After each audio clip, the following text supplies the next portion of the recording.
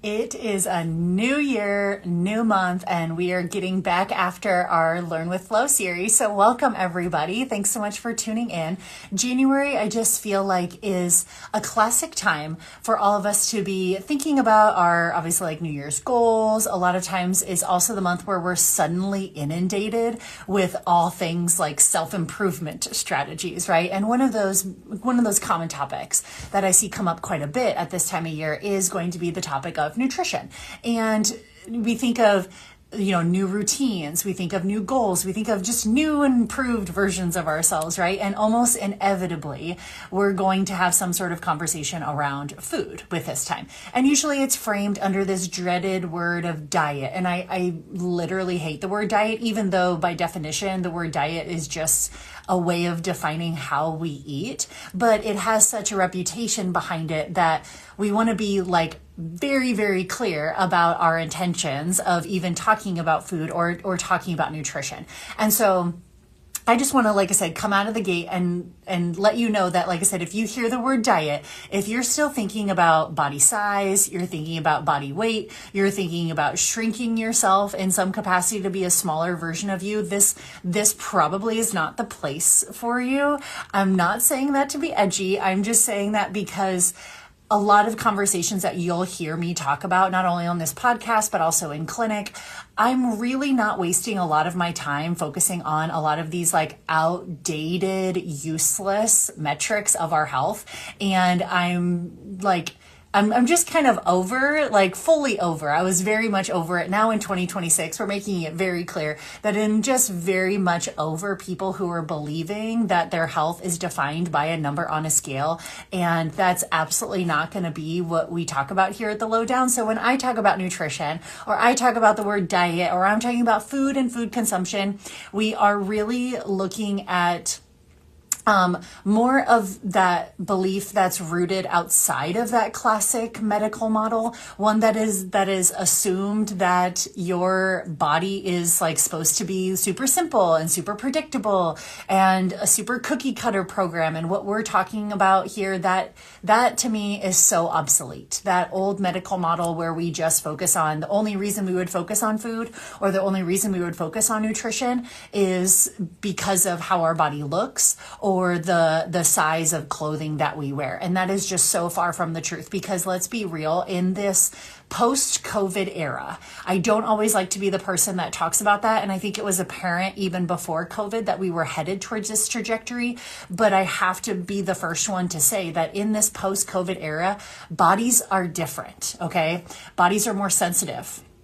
Bodies are way more inflammatory. Bodies are way more reactive. We have a lot less tolerance to stress, restriction. We have a lot of generic advice rolling around that just does not fit this new body and this new paradigm of health that we're seeing. And I've talked about this in some of my podcasts of last year of how the landscape of chronic health is changing. And one of the biggest things that I see is that our thought process and focus on nutrition and how we fuel ourselves and the use of food within the medical model is not catching up nearly fast enough, okay? This is not honestly just nutrition, but let's be real, healthcare in general is not catching up to this transition of chronic illness in this post-COVID era. We're still applying some of the same like pre-COVID logic to this post-COVID physiology, and it's just different. We're still stuck trying to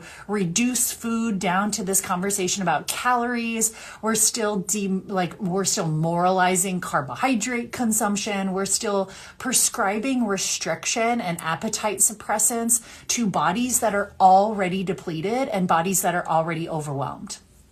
And then we're acting confused when our gut health declines, when our hormones destabilize, when our immune system becomes reactive, and our mental health starts to suffer.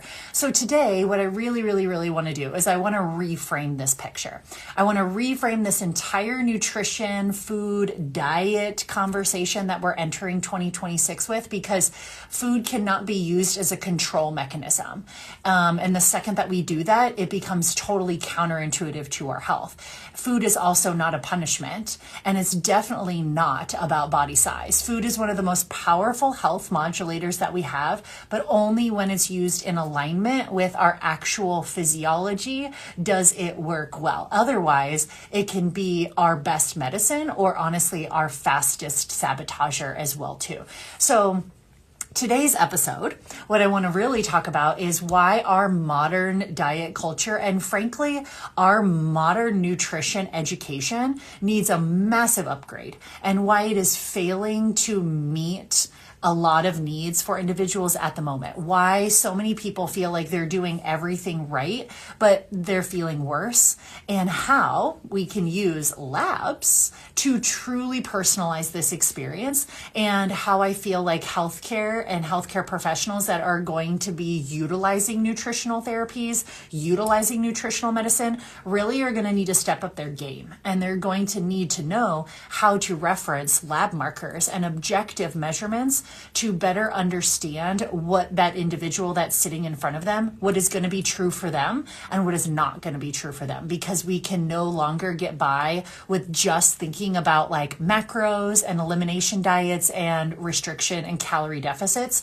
If that's the toolbox that you're working with as a healthcare professional, or if that's the toolbox that you have been handed as a patient from your current healthcare team, you deserve better. Okay.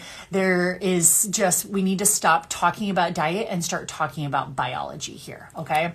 So the problem with our modern diet culture right now, and what really happens as a consequence if we're not customizing our nutrition, is really what's happening inside the body. If we're not truly customizing nutrition to someone's current physiology, and what I mean by that is their current blood sugar stability, their current gut and digestive capacity, their current genetic patterns and current genetic predispositions, their current hormone status. Things are going to get really, really wonky very, very quickly if you're trying to put everybody on the same cookie cutter routine, or you think that every body that walks in front of you is going to respond to like a calorie deficit or some cookie cutter restrictive diet. It's probably not going to work. So what I have seen in my clinic, and a lot of individuals that come to me and they've worked with other professionals before, or they've worked within other diet protocols before, some of the most common things that I've seen when their nutrition was not customized to them, individuals come into me and their blood sugars are extremely unstable. And you might be eating healthy on paper, but the timing of your meals, the composition of your meals, the overall food pairings of your meals, it doesn't match your physiology. And so it leads to a lot of energy crashes. It leads to a lot of cravings, a lot of anxiety, a lot of poor sleep. I just met with a woman this morning for her functional wellness consult, where I got to look at her labs and show her how her current nutritional behaviors were actually driving hypoglycemia patterns. Her body was swimming in cortisol, and cortisol is the hormone that comes into play when we're hypoglycemic. And looking at her labs, she had an incredibly difficult time for her body to switch from carbohydrate sources to fat fuel sources. So she would crash, right? We should have a built-in innate mechanism to switch from carbohydrates to fats between meals, which makes us a little bit more resilient to fasting and things like that. She did not have that ability because her cortisol levels were so high that she lost a lot of that blood sugar instability, and she was counting calories, counting macros, trying to put herself into a calorie deficit, and she was actually fueling her own problem. And so by bringing some awareness of that to her, the light bulb moments went on, and we were able to really outline a better strategy for her than just letting her swim in that cycle of blood sugar instability. Very closely tied to blood sugar instability is kind of the picture number one that I tend to see. Picture number two is then, because of the blood sugar instability, all of a sudden cortisol, our main stress hormone, has to do a lot of heavy lifting. And it should not have to do a lot of heavy lifting, because when your blood sugar dips, like I said, your cortisol really has to step in to compensate. And that is fine, because that is a very healthy and survival mechanism for our body to do, but there's consequences, okay? is going to be collateral damage if we're asking cortisol to do a lot of heavy lifting. Now your body is in a stress response all day, every day, and you're going to be breaking down muscle tissue. You're going to be actively lowering your basal metabolic rate. Things aren't going to go well for very long in that situation. We also see the gut lining weaken. We see reduced stomach acid output. We see reduced enzyme output. We see slowed digestive motility over time. All of a sudden, the immune system becomes reactive. And let's be real, the mental health is taking a really huge hit in these scenarios. Not just because of the stress of trying to, uphold a diet pattern that's not in alignment with their body, but also because of all of the blood sugar instability and the cortisol chaos and the inflammation that's ensuing, that's going to directly impact their neurotransmitters as well too. So it's going to show up as, low motivation, low mood, brain fog, a body that really just feels no longer very stress resilient and feels like easily triggered by anything. And so again, a lot of people kind of then internalize this as a personal failure on their part, but it's really not. This is just a physiological mismatch. And even though they have the best of intentions, they're navigating this modern diet culture, not knowing what is true for them and what is not true for them, because individuals that they've worked with have just put them on a cookie cutter plan, or individuals that they've worked with have put them in a calorie deficit when that's not what their body needed. And by having that physiological mismatch, then they internalize that if it didn't work for them, then they didn't do it hard enough. They didn't do it perfect. They weren't consistent enough, or they need to do that same thing, but do it harder. That is the literal definition of insanity. Okay. We don't need to do the same tools that aren't working harder. Okay, we need a whole different toolbox. So this is why, like I said, generic cookie cutter nutrition education that we're being fed can't really work in these individual bodies, and definitely is not working in this new era of chronic illness that we're seeing as individuals are getting more inflamed, more reactive, and bodies that are more sensitive. So there are, like I said, certain foods for individuals that can be very supportive of their terrain. And then those exact same foods for someone else can be super problematic, right? So for one person, a meal might stabilize their nervous system, whereas another person can completely deregulate them. So if we're really serious about using food as medicine, we have to stop guessing.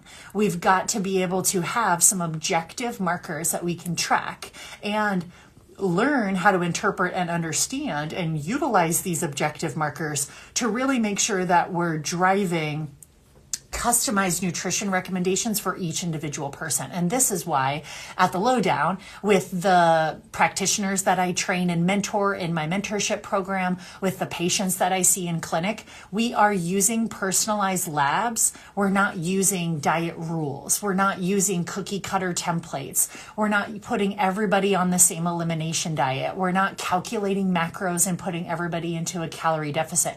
We have to stop making nutrition just guesswork. We're using labs here. So once we understand their labs, we can start to better see and predict, okay, how is their body responding to food? How is it responding to stress? How is their body responding to life right now? So today I really want to leave us with walking through the 5 most common lab markers that I feel like are very helpful for us to understand, that can completely change the way that we think about our own nutrition and why the right food choices are really relieving in the right body and the right person. So a lot of the lab markers that I picked are probably lab markers that hopefully everybody is getting run, either if you just see your primary care provider for labs on an annual basis, or even if you are working with someone more of like a functional provider or functional nutrition like myself, to have some of these labs ran. So the first and foremost, this is kind of a combo lab, so it's a little bit cheating, but the combination that I would really look at, number 1, is what is your fasting glucose and what is your fasting insulin? There are calculators online where you can use your fasting glucose and your fasting insulin to calculate something called your HOMA IR score. This HOMA IR score is going to tell us how insulin sensitive is your body right now. This isn't just blood sugar. It is very much blood sugar, but it's really looking at how hard is your body having to work to keep your blood sugar looking pretty on paper. Because there's so often where I see individuals who are like, oh yeah, I was told that my blood